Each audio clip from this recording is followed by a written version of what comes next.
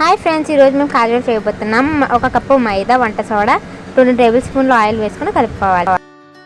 చూపిస్తున్నట్టుగా ఈ విధంగా రావాలి. నీళ్ళు వేసుకొని బాగా కలుపుకోవాలి. అరగంట మూత పెట్టి నానబెట్టుకోవాలి. నానబెట్టుకున్న పిండిని 4 పార్ట్స్గా డివైడ్ చేయాలి. ఆ 4 పార్ట్స్ రౌండ్గా చపాతీలా చేసుకోవాలి.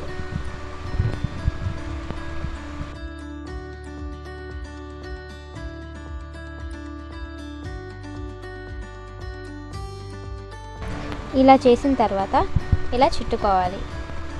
వీడియోలో చూపిస్తున్నట్టుగా మనం వాటర్ ఇలా పూసుకోవాలి.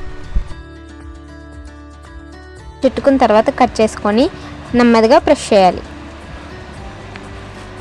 2 కప్పుల పంచదార వేసుకొని నీళ్ళు వేసుకొని నిమ్మచెక్క పిండుకొని యాలక్కాయలు వేసుకోవాలి. మనం గులాబ్ జామ్ పాకంలా పట్టుకుంటే సరిపోతుంది. మనం కాజాలు మీడియం ఫ్లేమ్లో పెట్టుకొని వేయించుకోవాలి. మనం ఏదైతే పట్టుకున్నామో పాకం, ఆ పాకంలో వేసుకొని పట్టుకోవాలి. జ్యూసీగా భలే ఉంటుంది.